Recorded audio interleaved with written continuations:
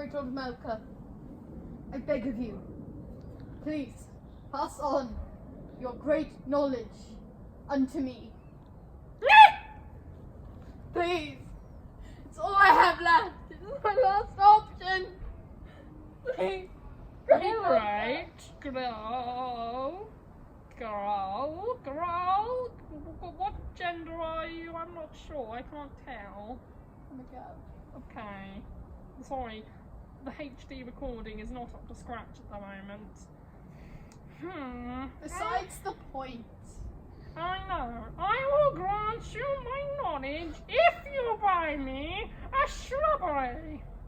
This garden has not been very well kept since I arrived. Well, the weeds arriving, it's really quite distracting. So bring me a shrubbery and I will pass on my great knowledge. Me!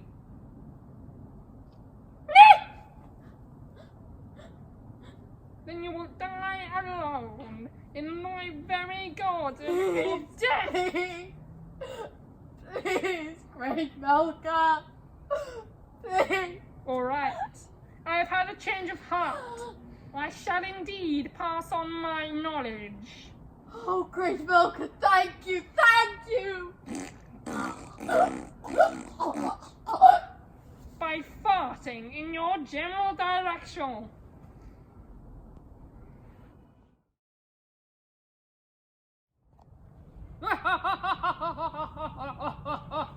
A new body at last. A new body. At last, a new body.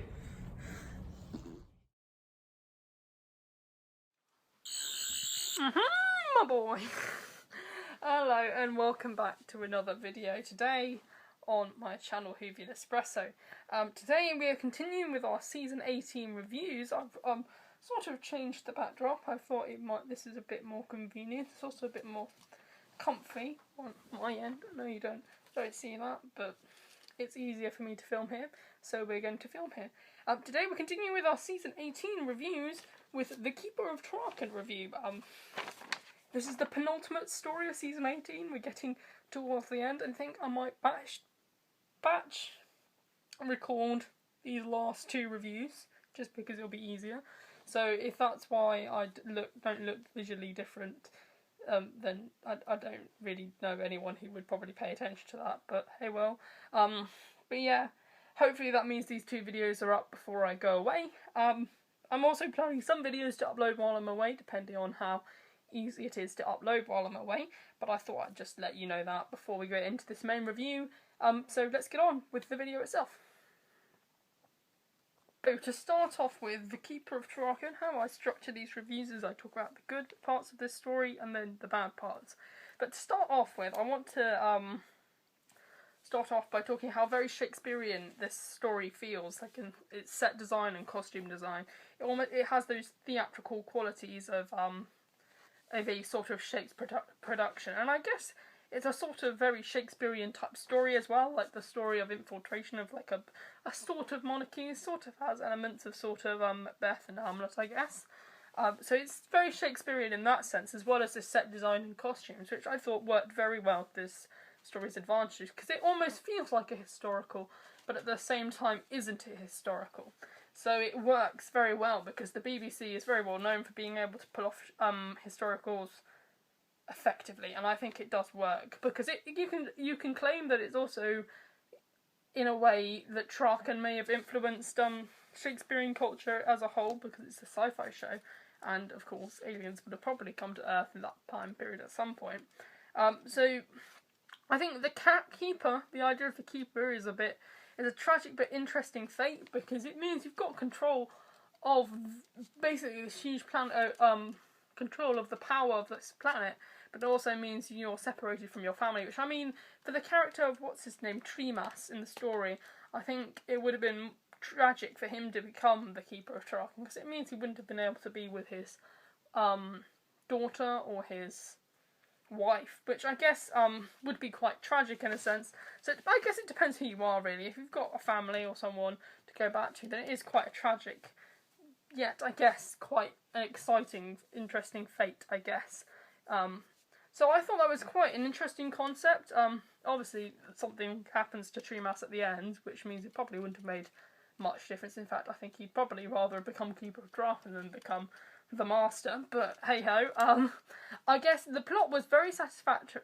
Is very good. I think the villain, the idea of the villain, how it keeps the true villain of the story secret until towards the end, is executed perfectly, and I do think it, as an overwhelming narrative for the whole story, works very well across the 4 parts. Introducing Nissa, a lovely character, and her chemistry with Adric is very sweet. I do think that those characters do get on quite well from a very early on standpoint, and I guess it's foreshadowing season 19, which is the season straight after this, and introducing the Peter Davison team.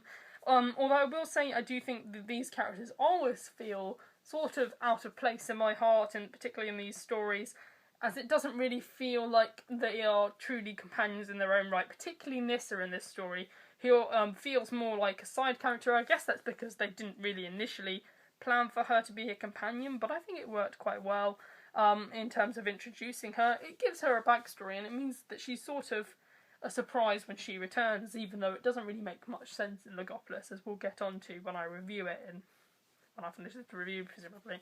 I think the Return of the Master is done very well. Geoffrey Beevor's performance, I love his sort of spooky, soothing, sort of evil, it's sort of very calming but unnerving. A sort of mix of the kind of thing that puts you on edge, but also quite a soothing, kind of disturbing voice that you can sort of hear. It's very much the kind of tone that I think previous masters have gone for, but I think this is definitely because Geoffrey Beevers was a voice actor.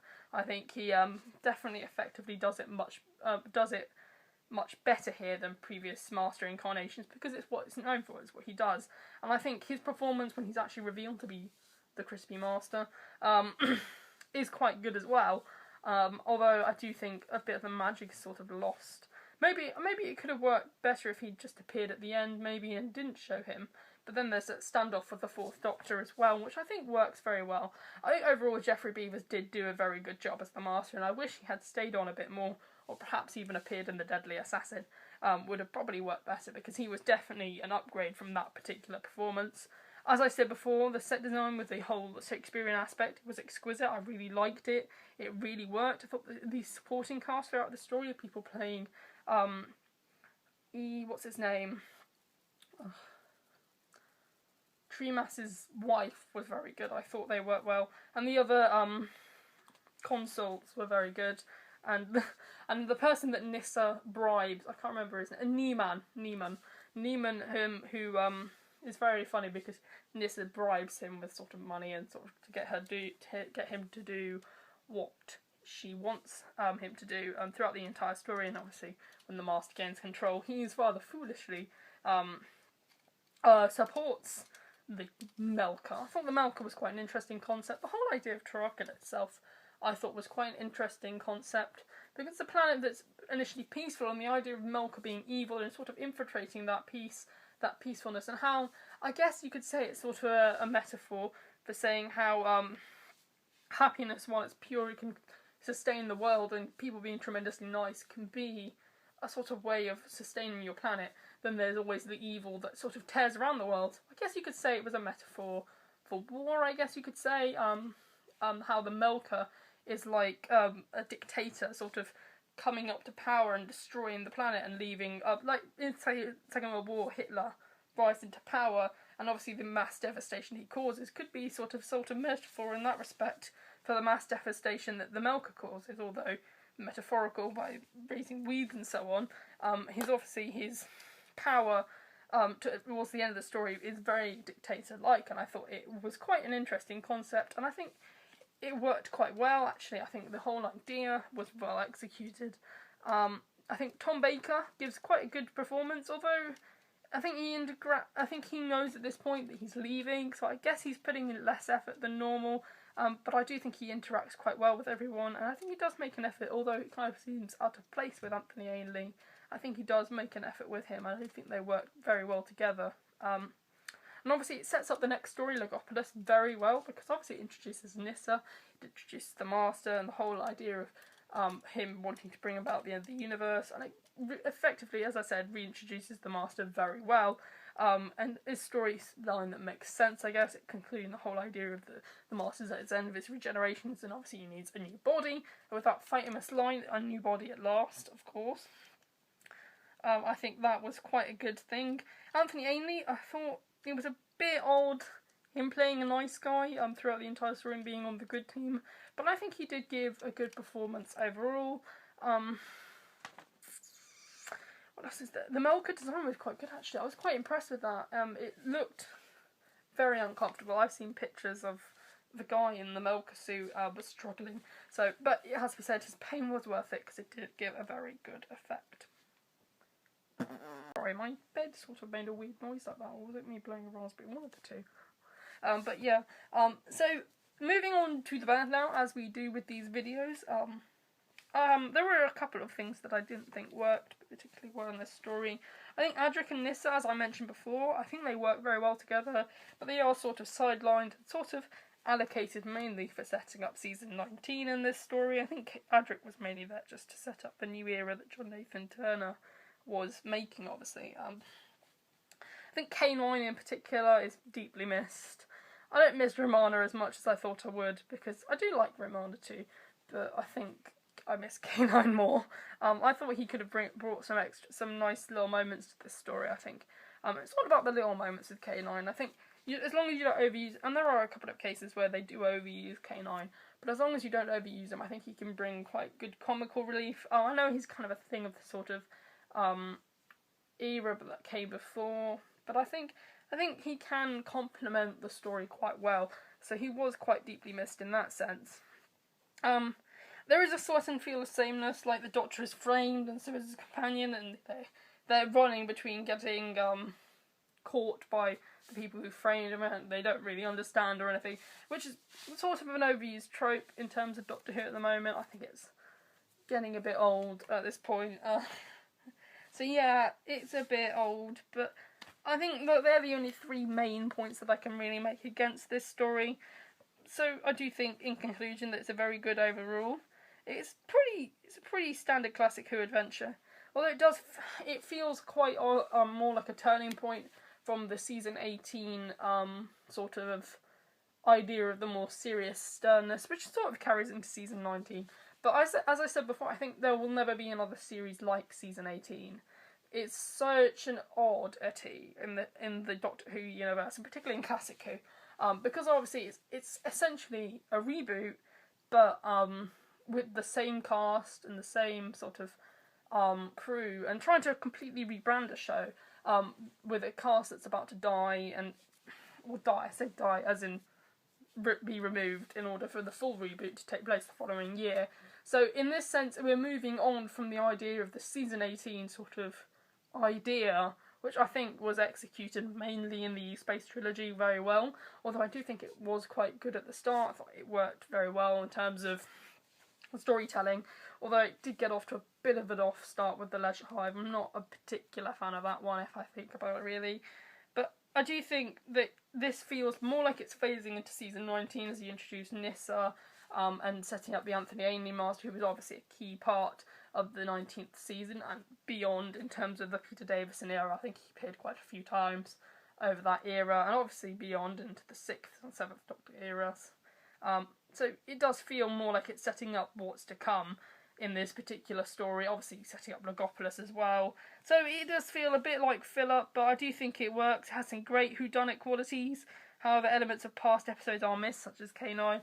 And in many ways, it seems a bit odd to have a farewell season for Tom Baker that I think hasn't celebrated what his Doctor was very well known for, which I think is good and bad, but I'll get onto that probably in my next review. But yeah, so overall, I have to give it an 8 out of 10 because it is probably better than a lot of the stories in this season, particularly the earlier ones, but I do like it. I'm quite happy with this story and how it's turned out. So yeah, that was my Keeper of Traken review. I hope you liked it. If you did, like, comment and subscribe down below. You can turn on the notifications bell if you want to be part of, as I mentioned last week in my last review, the notifications fam, if that you know, if that attracts you, I guess. You want me to be in your alerts, your notifications. But yeah, so overall, thank you for watching. I hope you have a good rest of your day, and goodbye.